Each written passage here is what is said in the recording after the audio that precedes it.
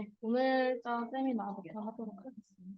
네, 안녕하세요. 저는 3조 발표를 맡은 고희나입니다. 발표 시작하겠습니다. 목차는 이렇게 되고요. 먼저 피드백 반영 사항 및 저희 조의 최종 프로그램 방향을 말씀드리겠습니다. 저희 조의 대상자는 성적 강박을 경험했거나 현재 겪고 있는 대학생이었는데요. 성적 강박이라는 단어가 불러들일 수 있는 오해랑 청소년기에 겪었던 성적 강박 조사의 어려움 등을 고려해서 현재 자기 제시 완벽주의로 인해 학업 스트레스를 겪고 있는 대학생으로 대상을 바꿨습니다. 완벽주의는 어, 지나치게 높은 수준을 설정하고 그 기준을 달성하기 위해서 반복적으로 노력하고 자신의 가치를 전적으로 성취에 기반을 두고 자신을 평가하는 성격 특성 중 하나인데요. 이 중에서도 저희는 자기제시 완벽주의라는 완벽주의를 활용하기로 했습니다. 자기제시 완벽주의는 타인이 자기를 볼 때 모습이 완벽해야 한다는 강박입니다. 다음으로 진행 방식 말씀드리겠습니다. 완벽주의 성격 특성 중 잘하는 것보다 못하는 것에 집중해서 10문제 중 9문제를 알고 한 문제만 몰라도 전체 시험이 망한 것처럼 여기는 특성을 저희는 활용을 하기로 했습니다. 먼저 참여자들이 성공 경험이랑 실패 경험을 공유한 후 상담사님께서 이 부분은 잘 안 됐지만 저 부분은 잘했다 라는 팩트 체킹을 통해서 참여자가 스스로 노력한 것들을 인정하고 자기 비난이 줄면서 우울감과 불안을 줄일 수 있도록 하는 방향으로 결정했습니다. 다음으로 프로그램의 목적 말씀드리겠습니다. 먼저 밑에 대학생의 자기 제시 완벽주의 성향이 학업 스트레스와 학업 소진에 미치는 영향이라는 논문에서 자기 제시 완벽주의, 학업 스트레스, 학업 소진의 관계성에 관한 연구를 통해 완벽주의로 인한 학업 스트레스가 적절한 경우에는 학업에 긍정적인 영향을 주지만 심한 경우에는 학업 소진에까지 이르게 한다는 것을 알 수 있었습니다. 여기서 학업 소진은 장기간에 걸친 학업 스트레스와 학업에 대한 부담으로 인해 야기되는 심리적 증후군을 말합니다.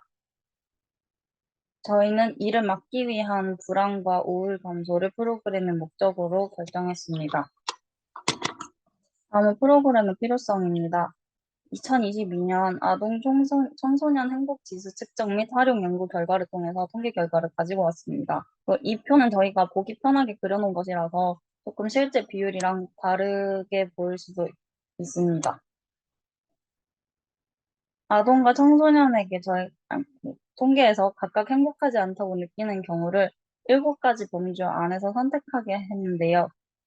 그 결과 학습 부담이라고 대답한 비율이 아동은 22%로 가장 많은 비율을 차지했고, 마찬가지로 청소년의 경우에도 성적에 대한 압박이 심할 때를 21.2%, 두 번째로 많았던 비율도 학습 부담이 너무 클 때 20.4%로 높은 비율을 차지했습니다.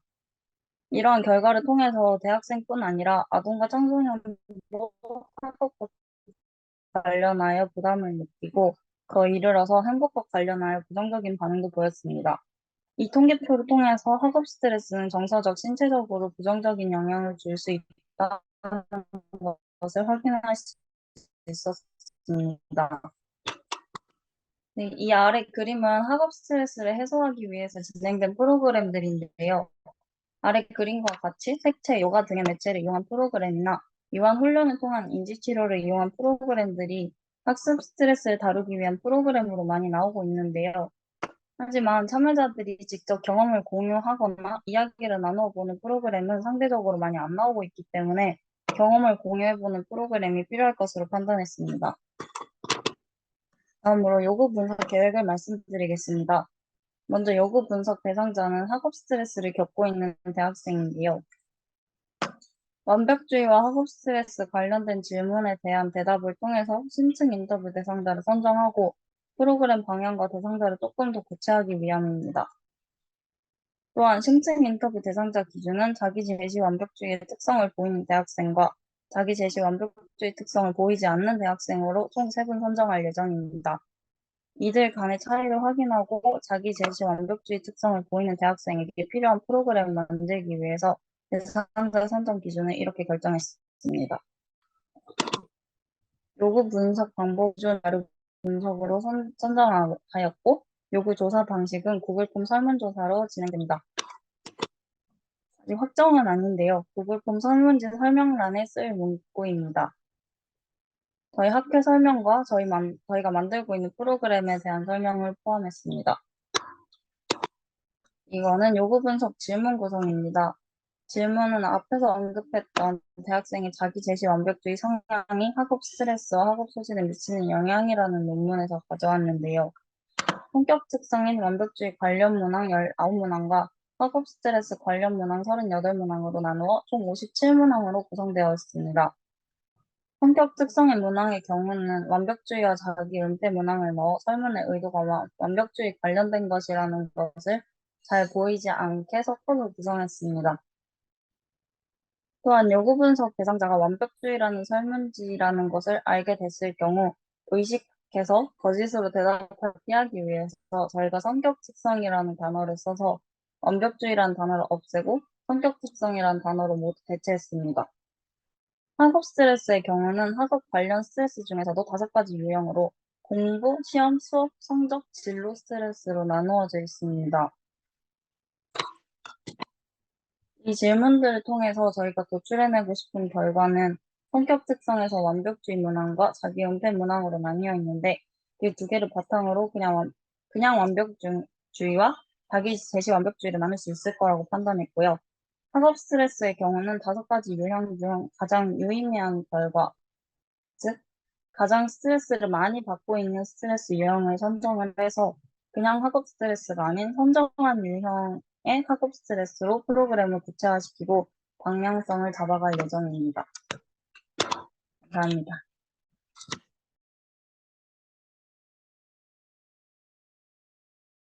할게요. 혹시 진로조 발표에 대해서 피드백이나 질문 사항 있으면 손 드시거나 아니면 댓글 남겨주세요. 질문해도 될까요? 네, 해주세요. 그 필요성에 대해서 얘기하셨을 때 초등학교랑 청소년 자료 제시를 해주셨는데 혹시 대학생의 그 학업 스트레스 쉴 때도 혹시 따로 조사를 하신 게 있으실까요? 대학생 스트레스 쉴 때는 그 위에서 자기 학업 소진이랑 학업 스트레스랑 그리고 완벽주의랑 연관된 논문에서 찾을 수 있었고, 그 외에도 아동이랑 청소년도 대학생뿐만이 아니라 아동이랑 청소년 때부터 학업 스트레스가 많다는 것을 좀 증명하고 싶어서 그 자료를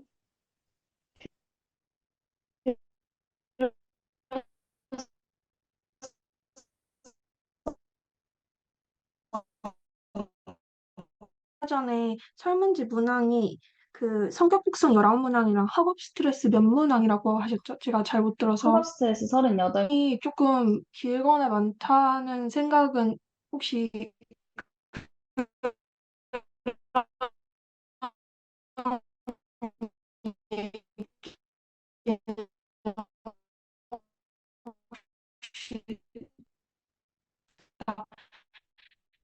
떨어져서 그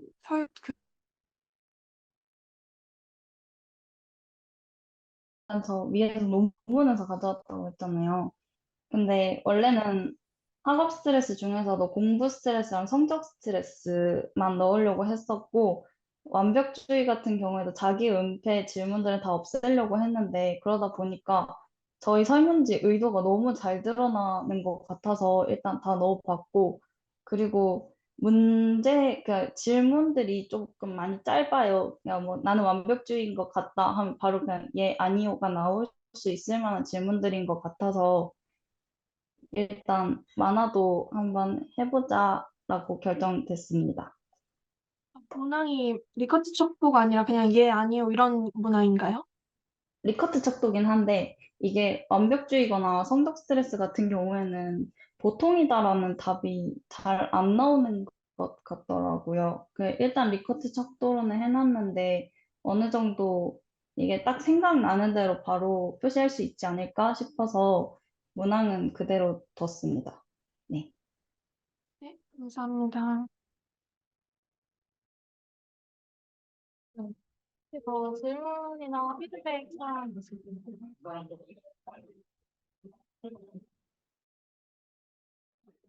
이제 진행 방식이 경험 공유를 통해서 역빈적 신념을 바로잡기인데, 여기서 성공한 경험과 실패한 경험을 모두 공유한다고 적어주셨어요. 근데 만약에 자신이 생각하기에 타인이 보기에는 충분히 성공이지만 자신이 생각하기에 성공 경험이 아니기 때문에 성공한 경험을 공유하지 못하는 경우가 있을 거라고 생각을 하는데, 만약에 그런 경우에는 어떤 식으로 이걸 개선해 볼 건지에 대해서 혹시 답변해 주실 수 있어요?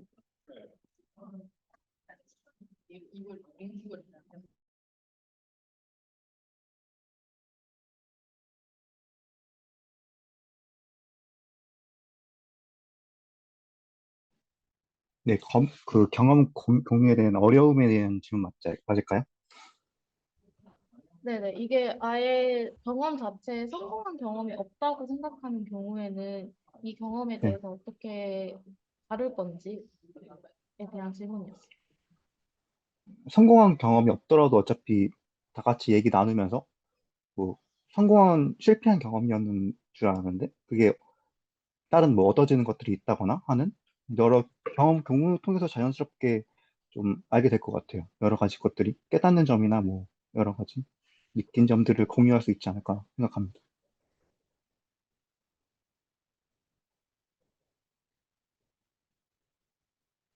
네. 유인님께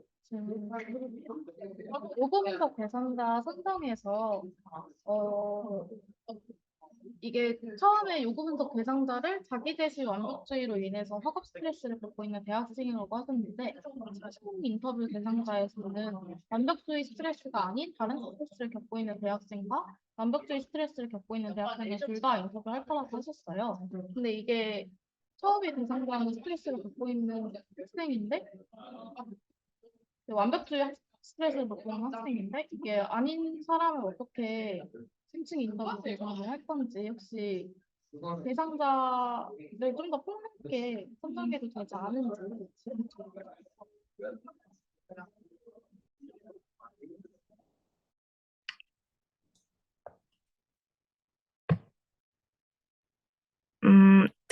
대상자를 좀 더 폭넓게 설정해도 될 것 같다는 말씀이신가요? 네네. 음, 일단 저희가 자기 제시 완벽주의를 가지고 이제 스트레스를 받고 있는 대학생을 대상으로 설정하려고 하는데, 음, 일단 뭔가 완벽주의 안에서도 뭔가 여러 가지 완벽주의가 있고, 저희는 그 중에서도 뭔가 음, 그냥 완벽주의라고 하면은 뭔가 조금 추상적인 느낌이 들 수 있을 것 같아서 조금 더 구체적으로 들어가서 이제 자기 제시 완벽주의로 이렇게 설정을 다 같이 의논해서 했던 것 같습니다. 네, 프로그램 대상자는 자기 제시 완벽주의로 하는 거 괜찮은데 이게 저희가 심층 인터뷰 같은 경우는 자기주의 완벽주의 스트레스가 아닌 사람과 비교를 해서 진행을 하겠다라고 적어주셨잖아요. 근데 요구 분석 대상자에는 자기 제시 완벽주의로 인해서 스트레스를 받는 대학생이라 해서 좀 측정이 돼 있어요. 그래서 요구 분석을 하실 때는 좀 더 폭넓은 대상자를 선정하셔도 될 것 같다는 얘기였는데 혹시 네, 이거에 대해서 어떻게 생각하시는지 여쭤보겠습니다.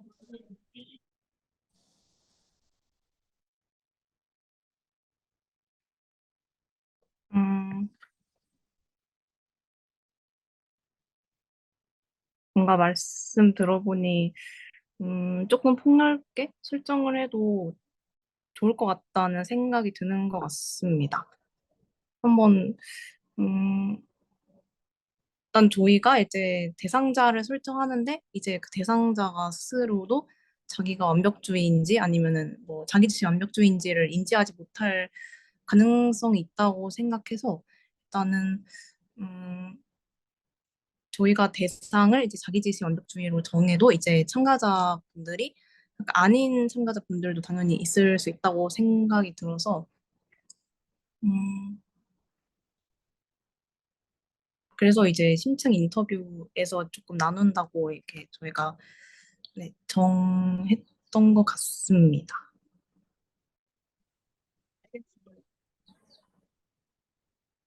네, 선생님한테 질문 하나 드릴게요. 그 자기 제시 완벽주의 스트레스를 겪고 있는 대학생과 완벽주의 스트레스가 아닌 다른 스트레스를 겪고 있는 대학생을 나누어서 심층 인터뷰를 하신다고 하셨어요. 그래서 차이를 확인하신다고 하셨는데 혹시 조 내에서 이에 대한 가설을 세우셨는지 만약에 세웠다면 어떤 내용으로 세우셨는지 궁금해요.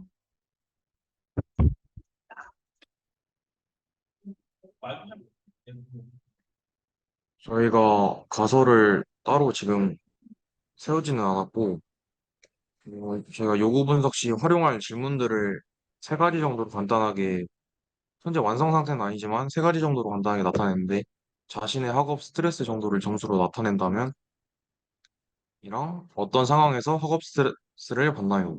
학업 스트레스를 받으면 주로 어떤 심경 변화가 생기나요? 등 이런 식으로 그냥 주관식 질문들을 조금씩 만들었습니다. 그래서 여기서 가설을 말씀하신 것처럼 가설을 세워서 먼저 정리해도 좋을 것 같아요.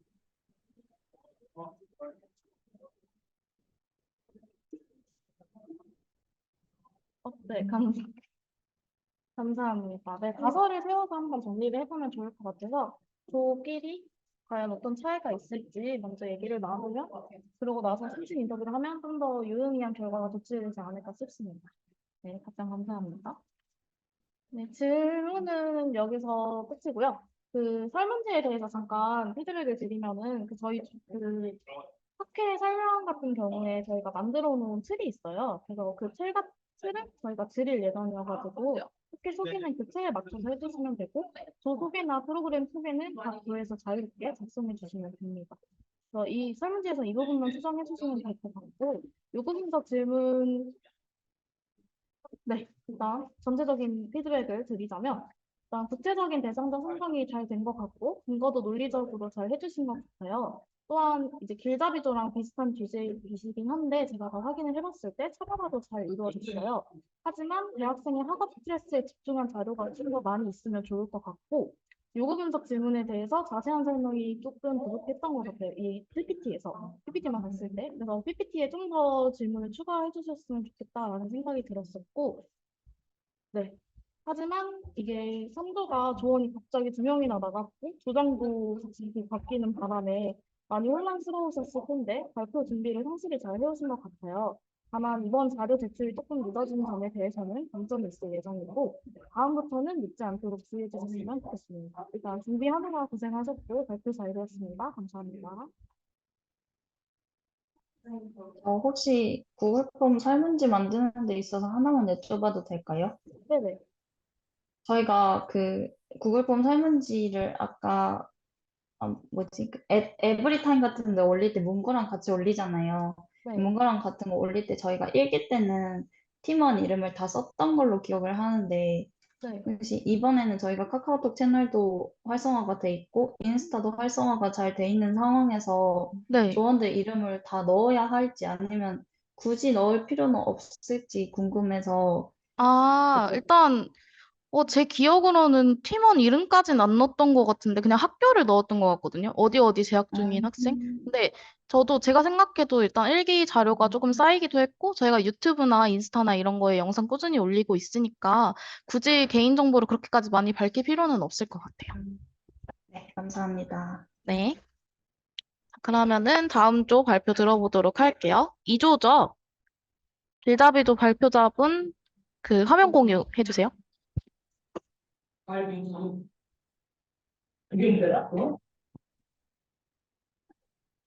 보이시나요? 잠시만요. 네, 잘 보입니다. 네, 발표 시작해 주시면 됩니다. 안녕하세요. 길잡이조의 3부터 세미나 발표를 시작하겠습니다. 저는 발표를 맡은 김연아입니다. 성현님과 유리님은 자료 조사를 맡으셨고, 다인님은 PPT를 제작하셨습니다. 굉장히 목차입니다. 이 목차 순서대로 발표를 진행하겠습니다. 저번 세미나에서 저희 조는 진로 스트레스를 경험하고 있는 고등학생을 프로그램 대상으로 할 예정이라고 했었습니다. 하지만 고등학생 집단을 모집하는데 어려움이 있을 것이라는 피드백을 듣고 고등학생 집단보다 모집하기 용이한 대학생을 프로그램 대상자로 선정하자는 의견이 나왔습니다. 그래서 저희 길잡이조는 진로 스트레스를 경험하고 있는 대학생 3, 4학년을 프로그램 대상자로 정하게 되었습니다. 저희 조가 기획한 프로그램의 목적은 취업 스트레스를 경험하고 있는 대학교 고학년생의 자기 현황감 증진과 취업 스트레스를 해소하는 것입니다. 저번 세미나 때 저희 조에서 진로 적성 찾기와 스트레스 해소를 목적으로 프로그램을 기획했다고 했었습니다. 하지만 피드백을 받는 과정에서 적성 찾기와 스트레스 해소 두 가지를 목표로 잡는 것은 다내기로 진행하는 집단 상담에서 어려울 것 같다는 이야기를 해주셨습니다. 또한 상담 집단 유형을 선택하여 프로그램을 기획하였는데 적성 찾기는 상담 집단과 상담 집단 특성과 거리가 멀다는 이야기가 있었습니다. 그래서 저희 조에서는 이러한 피드백을 받고 어떤 집단으로 하는 것이 저희 프로그램과 맞는 집단인지에 대해 이야기를 나눴습니다. 그 결과 상담 집단을 하자는 의견이 나오게 되었고, 그렇다면 상담 집단의 특성에 맞게 프로그램의 목적을 축소하는 것이 필요하다고 생각하여 이와 같은 목적을 가지고 프로그램을 기획하게 되었습니다. 이제 저희 조의 프로그램의 필요성에 대해 설명하겠습니다. 프로그램의 필요성에 대해 설명하기에 앞서 대학생을 선정한 이유와 이유에 대한 이해를 돕기 위해 용어 정의와 이론에 대해 설명하도록 하겠습니다. 주로 20세에서 24세에 해당하는 대학생은 청소년 후기와 성인기 초기의 발달 주기에 해당합니다. 발달론적인 관점에서 성인으로의 전환 과정으로 정체성 확립, 이상교제를 통한 결혼의 진리와 취업을 통한 경제적 독립에 대한 가족의 기대, 사회적 압력 등 복잡한 사회심리적 위기에直면하게 됩니다. 이 시기가 갖는 발달적 과업과 이에 따라 높은 스트레스를 받게 됩니다. 대학생의 경우 최근 취업에 대한 압박감은 전공 공부보다 취업 준비에 초점을 두게 되면서 진로 설정에 대한 혼란이 더 과장됩니다. 빈즈버그의 진로 발달 단계에 따르면 현장기는 아동기 아이들이 직업을 친숙도, 매력으로 결정하는 것을 의미합니다. 현상기에서는 자신의 능력이나 현실 여건을 고려하지 않아 비현실적인 직업을 선택할 수 있고, 시험기는 청소년기 아이들이 직업을 능력, 가치 차원에서 생각하지만 여전히 비현실적인 직업을 선택하게 됩니다. 현실기는 10대 말에서 20대의 사람들이 직업 선택에 있어 소망과 현실 사이의 균형을 추구하는 것에 해당합니다. 여기서 대학생들은 현실기에 해당합니다. 현실기에 해당하는 대학생이 취업 스트레스가 가장 많을 것이라고 판단했습니다. 그래서 저희 조가 생각했을 때 저희 프로그램 목적에 맞는 시기의 대상자는 발달론적 관점에서 사회심리적 위기를 겪고 있고 소망과 현실 사이의 균형을 추구하는 현실기에 해당하는 대학생이 가장 적합하다고 생각했습니다. 다음으로 저희 조에서 다른 심리적 문제인 취업 스트레스에 대해 설명하겠습니다. 저희 조에서 정의한 취업 스트레스는 일과 관련된 자기 이해 및 대안 탐색, 진로 결정 이행 과정에서 경험하는 부정적 정사입니다. 저희 조가 선정한 대상자인 대학생은 앞서 말했듯이 취업을 준비하는 시기이기 때문에 취업 스트레스를 주요 심리적 분야로 다룰 것입니다. 앞에 두 슬라이드를 통해서 관련 용어 정의와 이론을 설명하였습니다. 지금부터는 이 프로그램이 왜 필요한지에 대해 본격적으로 설명하도록 하겠습니다. 현재 많은 대학생들이 취업 스트레스를 경험하고 있습니다. 한국일보 기사에 따르면 대학생 729명을 대상으로 취업 때문에 스트레스를 받고 있는지에 대한 질문을 했습니다. 그 결과 대학생의 82.9%가 취업 스트레스에 시달리고 있다고 합니다. 같은 설문에 참여한 대학생 792명을 대상으로 현재 가장 고민이 무엇인지에 대한 질문에서 가장 고민은 진로 및 취업이라고 71.6%가 응답했습니다. 이 설문에 참여한 대학생은 학년별로 스트레스가 어느 정도 받는지 조사한 결과 4학년, 3학년, 2학년, 1학년 순으로 높았으며 가장 높은 4학년은 93.6%, 3학년은 77.8%가 취업 스트레스를 받고 있다고 응답했습니다. 이렇게 많은 취업 스트레스를 받고 있음에도 불구하고 대학생들은 스트레스를 제대로 해소하지 못하고 있습니다. 대학생들에게 스트레스 해소를 위해서 무엇을 하는지에 대한 설문을 한 결과 대학생들은 스트레스를 90과 이즈음으로 해소하고 있다고 응답했습니다. 이는 제대로 된 스트레스 해소가 이루어지지 못한다는 것을 의미합니다. 또 다른 선행 연구에 따르면 진로에 대한 불안으로부터 도피하기 위해 꿈에 몰두하는 경향이 있고 대학생의 취업 스트레스가 스마트폰 게임 중독에 미치는 영향이 높은 것으로 나타난다고 합니다. 이러한 자료를 통해서 저희 조는 올바른 취업 스트레스 해소를 위한 프로그램이 필요하다고 생각하여 취업 스트레스 해소를 목적으로 한 프로그램을 개발하고자 합니다.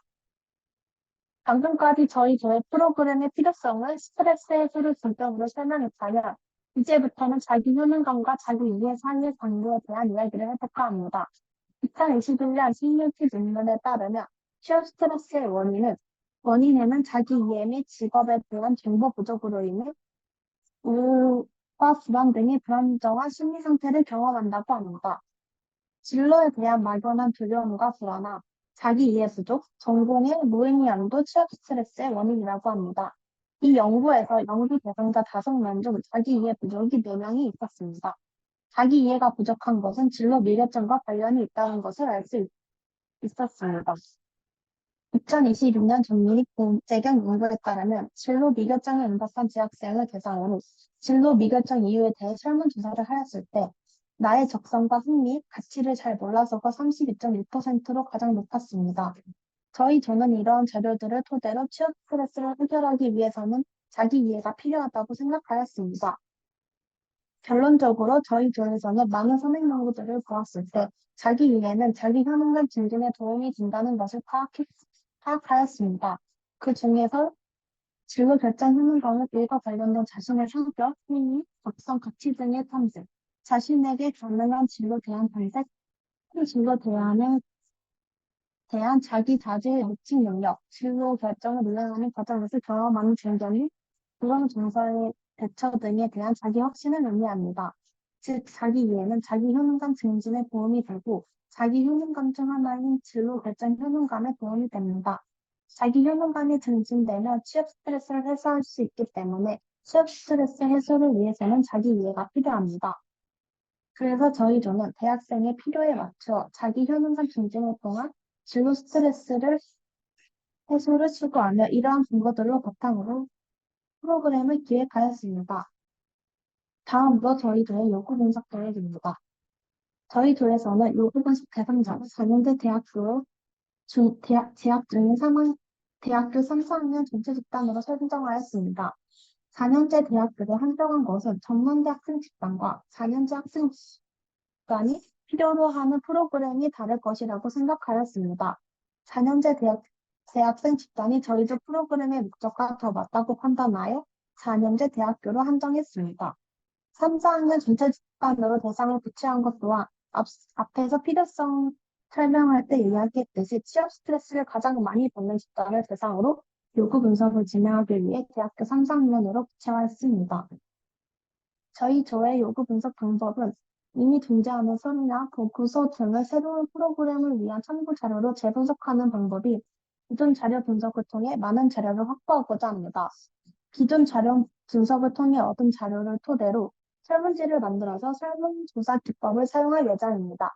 설문조사는 구글 독스를 활용해서 진행할 예정이고 설문 참여자 모집은 카카오톡, 인스타그램, 에브리타임과 SNS 등을 통해 모집할 예정입니다. 요구 분석 시 활용할 질문들에는 인과학적인 조사를 먼저 할 예정입니다. 구체적인 학년, 나이, 성별을 먼저 물어본 뒤 취업 스트레스에 대한 질문을 진행할 예정입니다. 예를 들어서 취업 스트레스가 있는지, 있다면 어느 정도의 스트레스를 받고 있는지와 같은 질문과 리커트 툭도를 사용한 3번 취업 스트레스를 해소하고 싶다. 4번 취업 스트레스를 해소하기 위한 노력을 해본 적이 있다. 5번 취업 스트레스를 해소할 수 있는 프로그램을 접한 적이 있다. 6번 취업 스트레스를 해소할 수 있는 프로그램이 부족하다고 느끼며 7번 취업 스트레스를 해소할 수 있는 프로그램이 필요하다와 같은 질문을 활용할 예정입니다. 취업 스트레스에 대한 설문 이후에는 취업 관련 프로그램의 경험 여부에 대한 질문을 진행할 예정입니다. 학교에서 진행하는 취업 관련 수업 여부와 취업 관련 프로그램이 어떤 영향을 미쳤는지와 혹은 어떤 프로그램을 진행하면 좋을지에 대한 질문을 할 예정입니다. 이러한 질문들을 활용하여 프로그램 기획의 필요성을 확보하고 대상자에게 필요한 프로그램을 기획할 것입니다. 이상으로 교장위저의 발표를 마치겠습니다. 경청해주셔서 감사합니다. 일단 발표 잘 들었고요. 일단 대학생 고학년이 진로를 고민하는 과정에서 취업 스트레스를 받는 거는 어쩌면 당연한 과정이지 않을까 싶긴 하거든요. 근데 이거를 취업 스트레스를 어떻게 해소가 될까? 그것도 저는 살짝 의문이어서 저는 어떻게 생각하시는지 궁금합니다. 대학생 취업 스트레스를 어떻게 해소할 건지에 대한 질문을 해주신 게 맞나요? 그 스트레스가 해소가 과연 될까 저는 의문이 들거든요, 사실. 저도 대학생 고학년이기도 하고, 이게 취업 스트레스를 받는 게 어쩌면은 당연한 게 맞는 것 같거든요.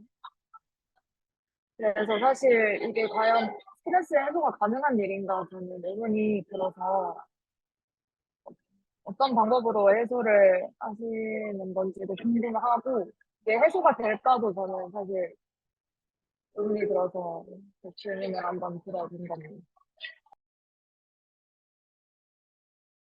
저희가 취업을 하는 과정에 있는 사람들 대상으로 사람들이 가지고 있는 근본적인 스트레스를 해소하지 못하겠지만 저희가 그거에 대해서 많은 얘기를 나눴거든요. 근데 그 과정에서 저희가 취업 스트레스에 대한 정의를 다시 내렸단 말이에요. 거기서 저희는 부정 정서 해소를 위한 스트레스 해소를 얘기하고 있다고 얘기했고, 또한 그 취업 스트레스 받는 과정도 자기 이해가 부족하기 때문에 스트레스 받는다고 생각해서 자기 이해를 중지시키는 게 좋을 것 같다고 얘기를 나눴습니다. 네, 감사합니다. 그리고 혹시 하나 더 질문해도 될까요?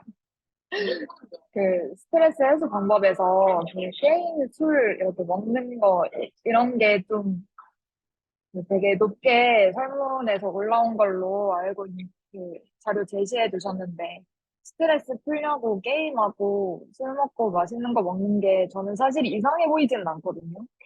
그래서 이게 혹시 부정적인 행동이라고 생각하시는지 궁금합니다. 제일 많이 나온 게 식이랑 도피라고 거기 그래프에 나왔었거든요.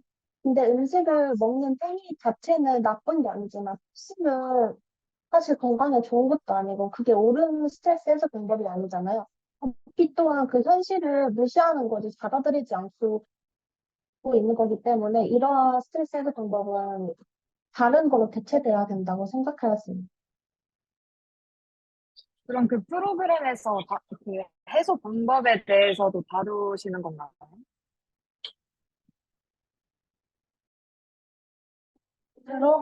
그거를 제 얘기가 나오진 않았지만 저희 조는 자기 이해가 스트레스에 영향을 미친다고 생각을 해서 자기 효능감 증진을 통해서 스트레스 해소가 될 거라고 생각하고 있습니다. 네, 감사합니다.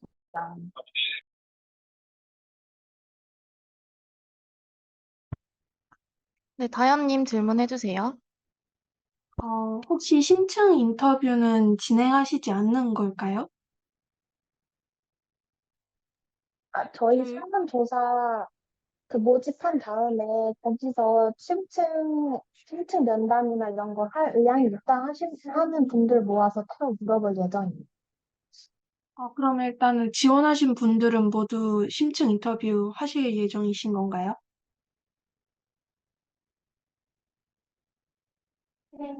지원하신 분들 대상으로 할 예정인데 너무 많거나 이렇다 보면은 조금 싫을 것 같습니다. 그리고 아까 전에 4년제 대학을 얘기해 주셨는데 혹시 제가 잘 몰라서 그런데 의해 취업 스트레스나 이런 부분에 대해서도 조사해 보시고 4년제 대학생이 좀 더 적합하다고 판단하신 건가요? 제가 몰라서 전문대생의 취업 스트레스는 어떤지에 대한 얘기를 조금 들어보고 싶어서.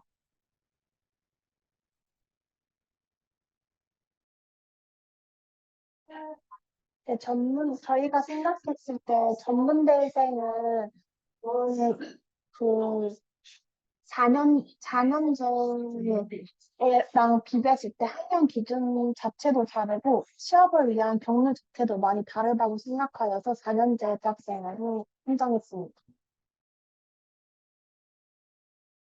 감사합니다. 네, 채원님 말씀해 주세요.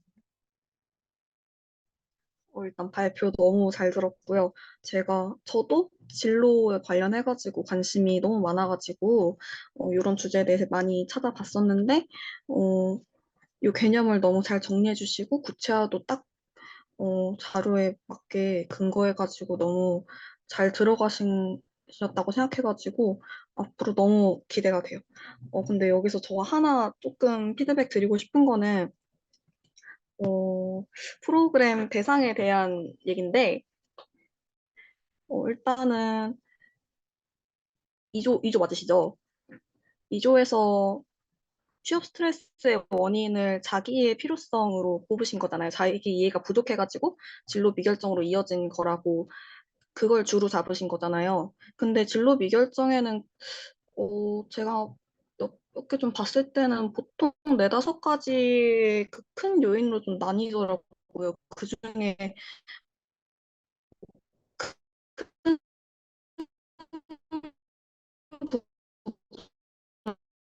차지하는 게 자기 이해가 부족 상태의 사람들이 모두가 자기 이해가 부족해가지고 그런 게 아니라면, 프로그램 대상을 자기 이해 부족으로 진로 스트레스를 겪고 있는 대학생으로 좀 좁혀도 되지 않을까라는 생각이 듭니다. 네, 여기까지. 네, 피드백 감사합니다. 이거에 대해서는 다음 조 회의 때 한번 얘기해 보겠습니다.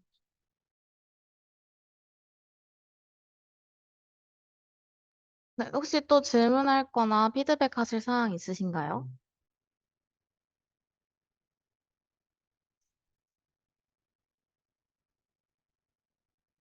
없으시면 제가 질문 몇 가지랑 피드백 사항 드리고 마무리하도록 할 텐데, 사실 앞에서 좀 피드백을 너무 잘해주셔가지고 제가 준비한 질문들을 좀 해주셨어요. 그래가지고 저는 몇 가지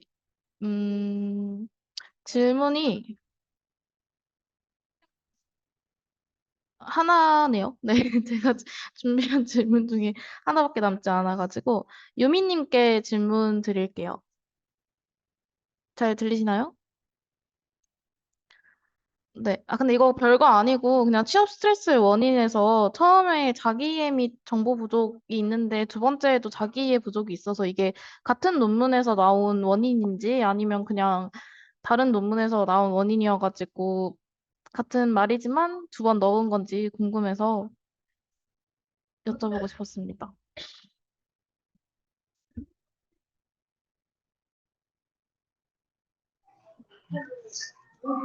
들리시나요? 네, 그래요. 지금 말씀해주신 것만으로는 어떤 거 말씀하시는 건지 확인이 어려워서 혹시 아, 자세하게 알려줄 수 있으실까요? 그 취업 스트레스 원인에서 1번에도 자기 이해 부족이 있는데 2번에도 자기 이해 부족이 있어서 이게 자기 이해가 부족해서 취업 스트레스가 온다는 것을 강조하기 위해 두 번 넣으신 건지 궁금했어요.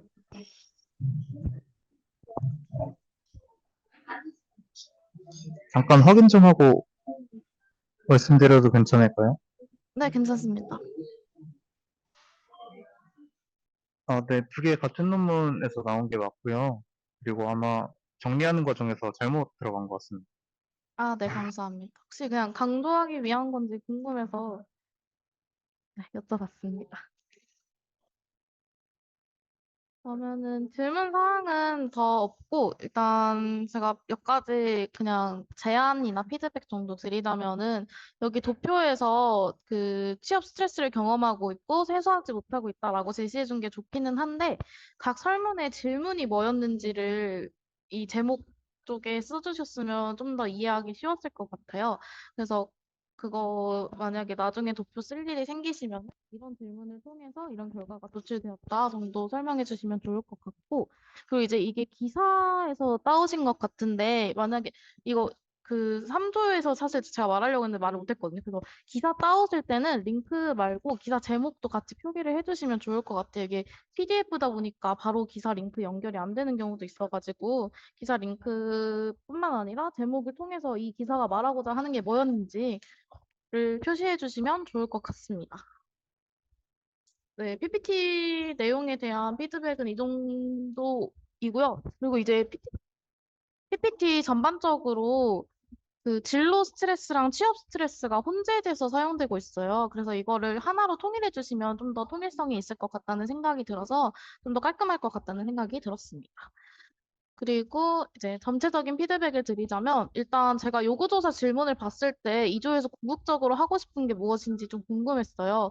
요구조사의 질문을 보면 취업 스트레스랑 적성 탐색 프로그램에 대한 문항이 모두 들어있는데 이 스트레스에 집중을 할 것인지 아니면 적성 탐색에 집중을 할 것인지가 조금 애매한 것 같아서 한쪽에 더 집중하는 질문을 많이 넣으면 좋겠다는 생각이 들었습니다.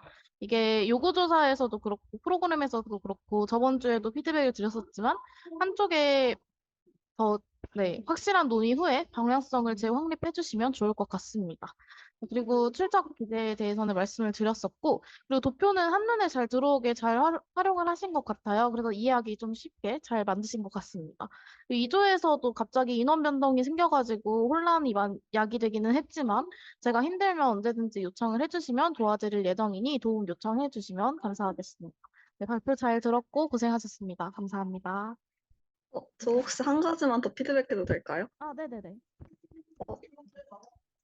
이것도 프로그램 대상, 목적이랑 관련된 건데, 어, 자기 이해가 자기 효능감 증진이랑 연결이 돼서 결국에 프로그램의 약간 좀 큰 목적이 자기 효능감 증진과 스트레스 해소잖아요. 근데 제가 생각하기에는 자기 이해를 위한 프로그램과 자기 효능감 증진을 위한 프로그램은 조금 큰 차이가 있을 거라고 생각을 하거든요. 그래서 단회기만에 자기 이해를 통해서 자기 효능감의 증진까지 어떻게 이뤄내기는 조금 어렵지 않을까라는 생각을 해서 자기 이해를 목적으로만 해도 저는 충분할 것 같다는 생각이 좀 들었는데, 요거는 아무래도 어떻게 치료 과정이 보통 어떻게 이루어지는지 프로그램을 어떻게 구성할 수 있을지를 구상하실 때 조금 더 확실히 하셔도 좀 좋을 것 같아요. 그래도 생각난 김에 말씀드렸습니다. 감사합니다. 네, 감사합니다. 그리고 사실 2조 같은 경우에는 조에 지금 1기 하셨던 분이 한 분도 안 계세요. 그래서 아무래도 1기 진행 방식에 대해서 잘 모르시는 경우가 있을 것 같은데, 그래서 제가 자세히 설명을 못 드렸던 것 같아가지고, 저희 요구 분석 같은 경우에, 요구 조사 같은 경우에는 그 문항들을 바탕으로 요구 조사를 한 후에 그중에서 심층 인터뷰 대상자를 한 두세 명 정도 선정을 해가지고 그분들에게 이제 심층 인터뷰를 통해서 우리 프로그램을 통해 어떤 걸 얻고 싶은지, 우리 프로그램에 어떤 내용이 들어갔으면 좋겠는지 등을 인터뷰를 합니다. 그래서 이런 자세한 문항이나 저 구글 폼 같은 경우는 정기수건을 제가 자료를 노션에 지금 일기 자료를 업로드 해뒀는데 구글 폼은 아마 있나요, 희나님? 구글 폼은 아직 없나요? 노션이요? 네네. 아직 안 올렸을 거예요. 네, 그러면 지금 노션에 1기랑 2기를 나눠놨거든요. 그래서 거기에다가 이제 구글 폼이랑 저희가 홍보했던 자료들이랑 이런 거 다 올려드릴 테니 그거 보시고 일단은 한번 1차적으로 참고하시고 그거 봐도 좀 이해가 안 되는 부분이 있다라고 하시면 저한테 요청을 하시면 될 것 같습니다. 그리고 이제 제가 말씀드렸던 그 홍보 문구 툴은 그 세미나 끝나고 공지방에 올려드리도록 하겠습니다. 게시판에 올려드릴 테니까 나중에 찾고 싶으시면 게시판 들어가서 찾으시면 될 것 같아요. 그리고 지금 이제 두 조 발표가 끝났고 7시 30분 정도인데 잠깐 쉬는 시간 가지고 다음 조 발표 이어가도록 할까요? 네, 그러면은 시간이 약간 애매하기는 한데 한 35분까지 쉬고 35분에 다시 발표 시작하도록 할게요. 4조 발표자분 화면 공유해 주세요. 들리시나요? 네, 잘 들립니다. 진행해 주세요.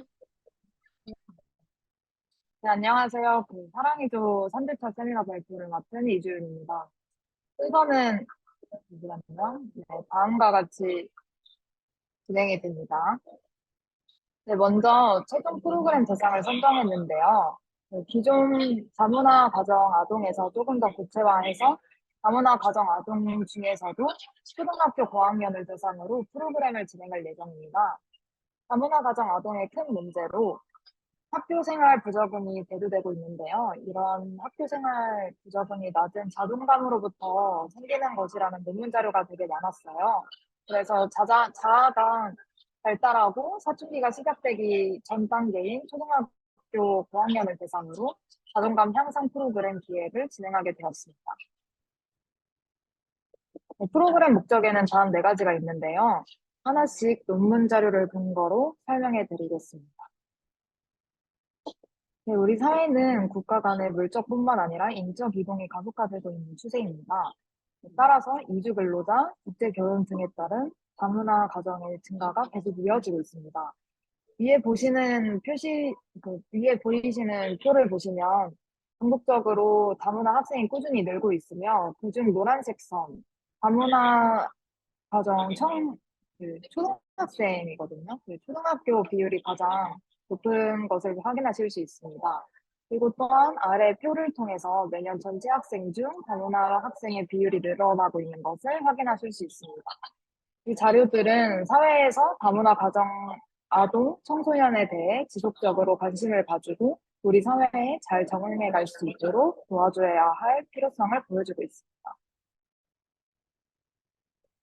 다음으로 대부분의 다문화 가정은 서로의 문화에 적응해가며 살아가는데 다문화의 이질적 문화와 사고의 차이로 인해 상당한 혼란을 겪게 되고 위기 상황에 처하기 쉽다고 합니다.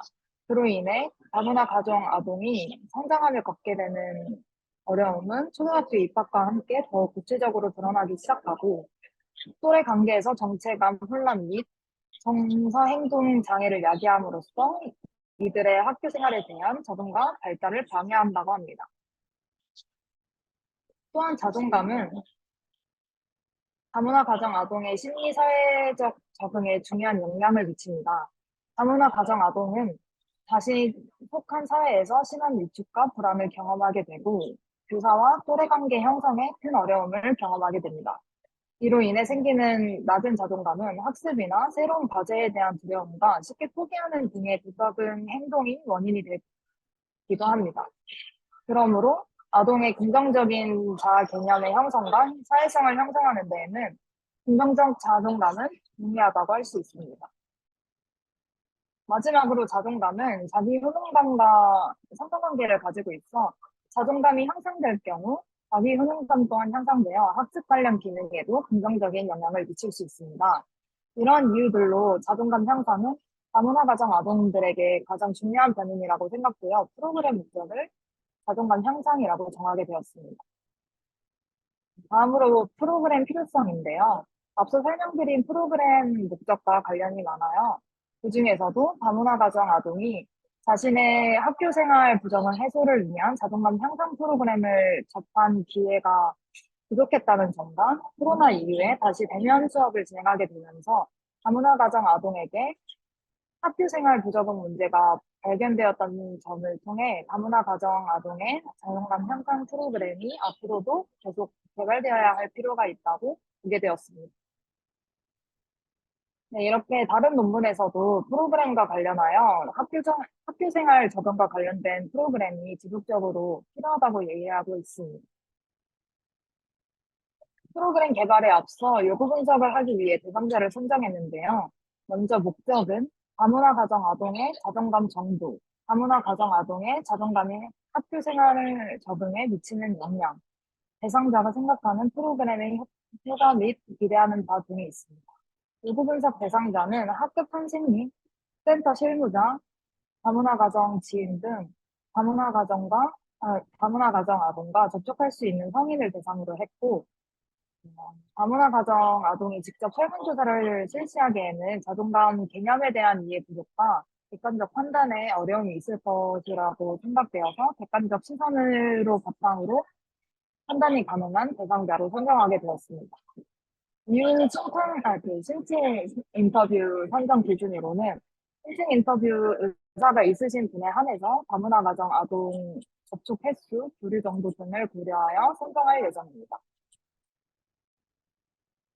다음과 같이 요구 분석 방법은 기존 자료 분석과 설문조사 방법이고요.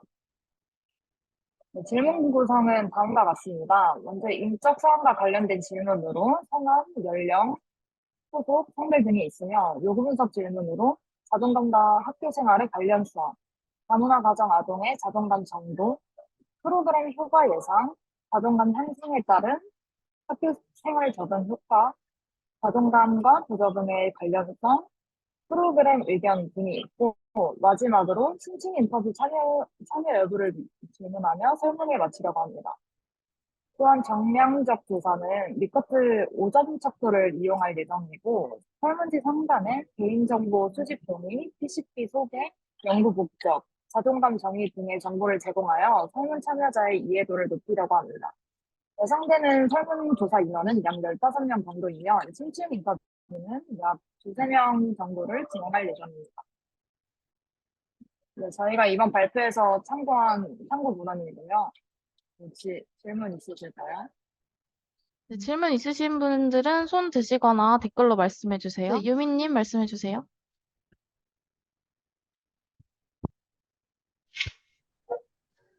네. 요구조사 할 때 대상을 아동이 직접 하는 게 아니라 다른 어른들한테 한다고 하셨는데, 아이들이 느끼는 것과 어른들이 보는 것에 대한 관점 차이가 있을 것 같은데, 이런 부분 어떻게 처리를 하실 건지 궁금해서 질문했습니다. 그 부분은 저희가 그래서 다문화 가정 아동과 접근성이 용이한 성인이라고 정했잖아요. 그래서 다문화 가정 아동과 이제 커뮤니케이션과 그런 부분에 있어서 좀 원활한 분들이 설문조사 대상으로 선정되었기 때문에 아무래도 그런 문제점을 해결할 수 있지 않을까 생각이 듭니다. 네, 없으시면 제가 간단하게 질문이랑 피드백 사항 드리고 마무리하도록 할게요. 일단은 심층 인터뷰 하실 때 문항 정하셨나요? 심층 인터뷰?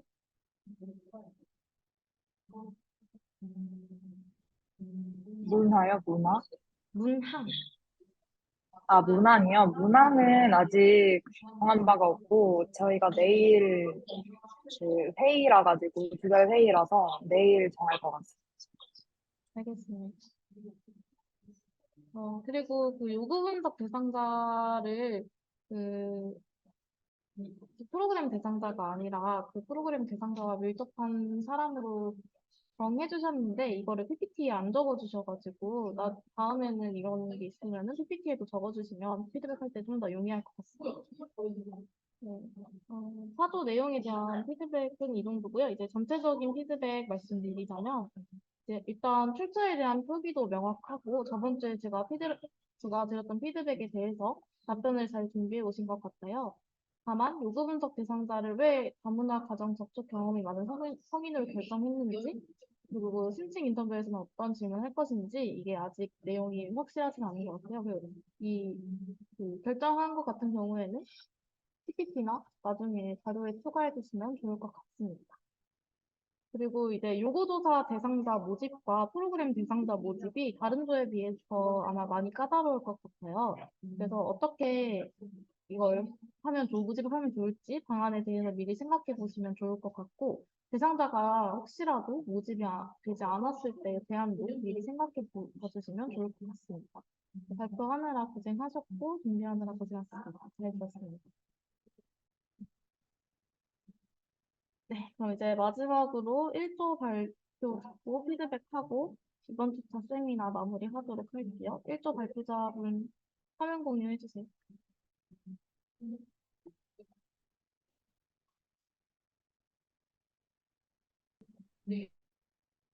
안녕하세요. 너에게 1조의 3주차 세미나 발표를 맡게 된 김세연입니다.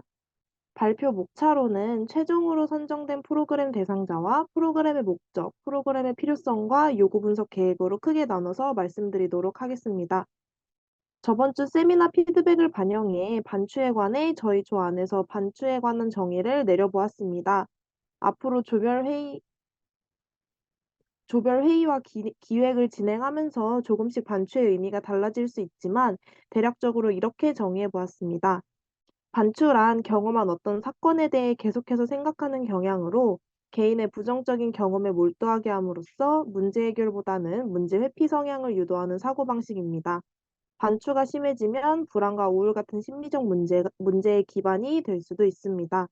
본론으로 들어가 저희의 최종적으로 선정된 프로그램 대상자는 반추 사고를 동반하여 우울감을 느끼고 있는 여대생입니다. 이 대상을 선정한 이유는 우울감을 경험하는 사람들의 대부분이 반추 사고를 동반하고 있으며 반추 사고는 우울감을 심화시키는 데 유의미한 영향을 주고 있기 때문에 이러한 사람들의 극복을 돕고자 선정하게 되었습니다.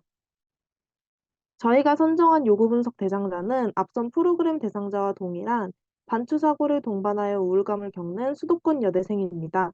수도권으로 한정 지은 이유는 온라인을 기반으로 하지만 대면으로 인터뷰를 진행하게 될 가능성을 열어두고 수도권으로 범위를 한정 지었습니다.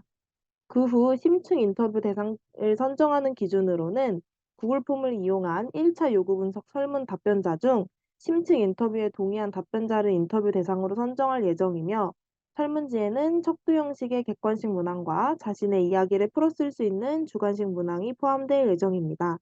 만약에 동의한 답변자가 많은 경우 주관식 답변의 성의도를 기준으로 선정할 예정입니다. 저희 프로그램의 목적은 총 3가지로 정리해 보았습니다. 첫 번째는 반추 사고의 위험성과 자신의 반추 사고에 대해 인지하는 것이고, 두 번째는 이러한 반추 사고로 인해 겪는 어려움에 대한 대처 방안을 교육하고, 마지막으로 실습을 통한 문제 해결을 연습하는 것으로 나눠 보았습니다. 문제 해결 연습으로는 지금까지는 역할극과 경험담 나누기 및 서로 피드백해주기와 같은 아이디어가 나왔습니다. 저희가 제작하는 프로그램의 필요성으로는 반추와 사회불안, 우울에 대한 연구 논문은 많지만 어떻게 극복하고 치료할 것인지에 대한 방안을 다룬 내용을 찾기가 힘들어 실질적 공급이 부족하다고 생각했습니다. 반추 사고의 실태에 관한 논의는 추후 요구 분석을 통해 자세히 확인하고 이후 필요성을 뒷받침할 수 있는지 논의할 계획입니다. 저희가 선정한 요구 분석 방법은 설문지와 심층 인터뷰입니다. 설문지는 척도를 바탕으로 한 객관식 문항과 주관적 정서와 사고방식을 파악할 수 있는 주관식 문항을 통해 객관적인 수치와 주관적 불편함에 대한 자료 수집을 위해 선정하였습니다. 심층 인터뷰는 공통 질문지와 설문지 답변을 바탕으로 한 개인 질문으로 개인의 상세한 이야기와 프로그램 취지와 맞는 사람인지 알아보기 위해 선정하였습니다. 마지막으로 요구 분석 질문 구성에 대한 내용입니다. 설문지에는 PCP 및 요구 분석 주제와 분석 목적을 소개, 개인정보 동의, 반추 사고에 대한 정의, 심층 인터뷰 진행 동의 문항으로 구성한 후 한국판 사건 관련 반추 척도로 객관적 통계를 내리고 주관식 문항으로 주관적 불편함에 대해 알아보는 것으로 이루어질 예정입니다. 주관식 문항에 대한 내용으로는 지금까지는 반추 사고를 경험한 적이 있는가, 어떤 상황에서 경험했는가, 반추 사고가 지속되어 불편한 경험을 한 적이 있는가, 자신의 반추 사고를 인지하고 있는가, 언제부터 자신의 반추 사고를 인지했는지, 반추 사고를 수정하기 위해 어떠한 실천적 노력을 했는지 등으로 여기서 더 추가될 수도 있고 수정될 수도 있습니다. 설문지 문항수나 주관식 문항수, 어휘 등과 같은 수정할 부분이 있으면 편하게 피드백 남겨주시면 저희에게 큰 도움이 되니 감사할 것 같습니다. 심층 인터뷰에 대한 질문 구성은 주관식 문항을 구체적으로 재질문하고 반추 사고를 경험한 구체적 상황에 대한 이야기를 듣고 설문지에서 각 개인에게 생긴 궁금증에 대한 개별 질문 구성으로 될 것이라고 생각합니다. 위 사진은 구글폼 객관식 문항에 들어갈 척도를 첨부해 놓은 것입니다. 참고하시는 데 도움이 될 것 같아 첨부합니다. 지금까지 너에게 1조 3주차 세미나 발표를 마치겠습니다.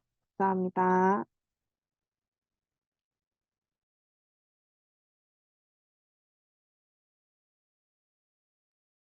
네, 감사합니다. 1조 발표에 대해서 질문이나 피드백 사항 있으면 손 들어주시거나 댓글 남겨주세요. 그 여학생으로만 한정하신 이유가 있으실까요?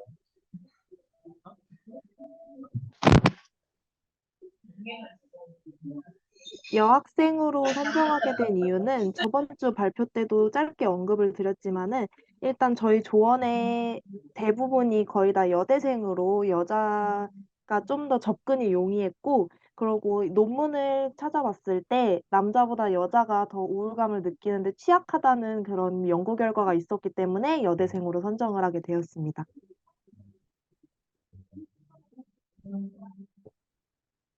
네, 승재님 말씀해 주세요. 아까 방금 말씀해 주신 거에 연장선이긴 한데, 남자가 느끼는 것과 여자가 느끼는 것에 약간 차이가 있다고 생각하거든요.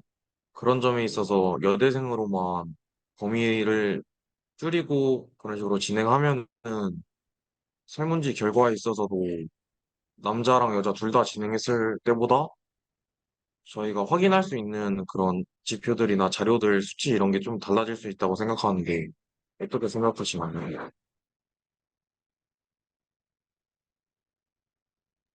저희가 지금 제가 답변해도 될까요?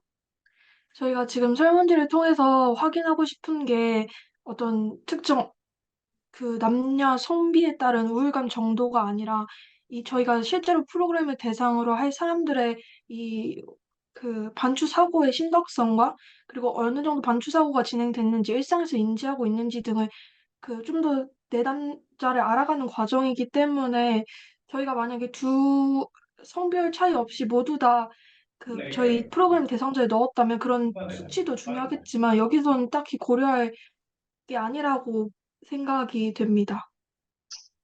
감사합니다. 아,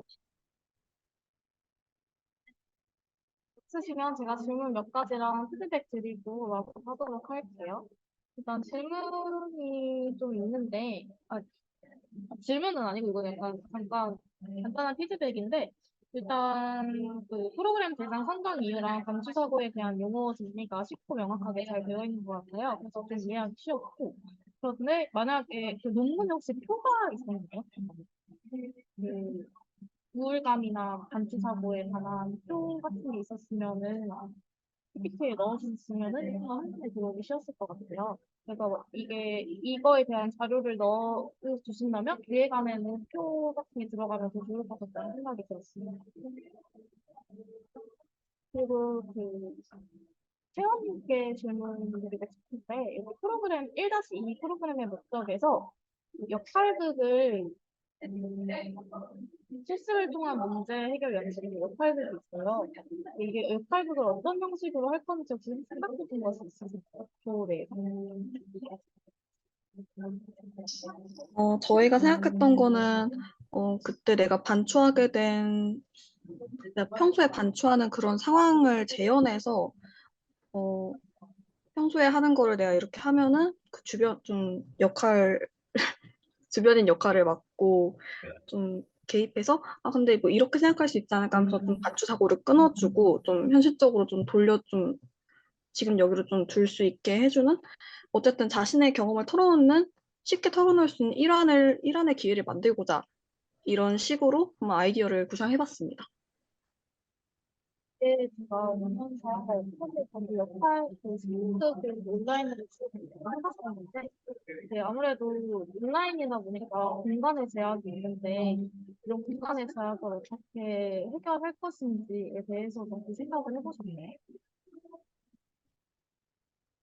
그 역할극이 그 채원님이 말하신 것도 있었지만 저희가 교육한 거를 적용하는 간단한 역할극이기 때문에 그냥 좀 대사를 나누는 정도지 막 정말 감정을 끌어내고 이런 게 아니어서 심하지 않은 그런 감정적인 부분을 좀 덜 다룬다면 온라인으로도 충분히 가능할 거라고 생각이 되고 아직 저희가 구상 중이기 때문에 완전히 역할극이라고는 단정 짓지 않아서 약간 여러 가능성을 열어놓은 상태이긴 합니다. 그럼 그냥 역할극을 할 것이다가 아니라 역할극도 있고 이런 다양한 방법들이 있다 정도로 얘기하면 될까요? 네. 네, 감사합니다. 그리고 그 요구 분석 질문 중에서 주관식 문항은 어떤 기준으로 썼는지 궁금한데 혹시 수연님께서 대답해 주실 수 있을까요?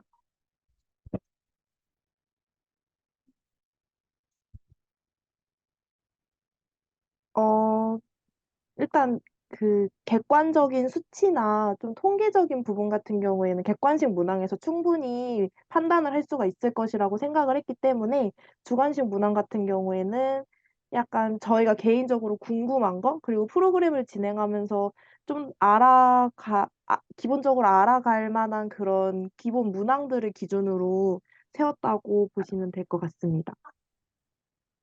그러면 조 내에서 협의를 해서 정한 질문인 건가요? 네. 네, 감사합니다.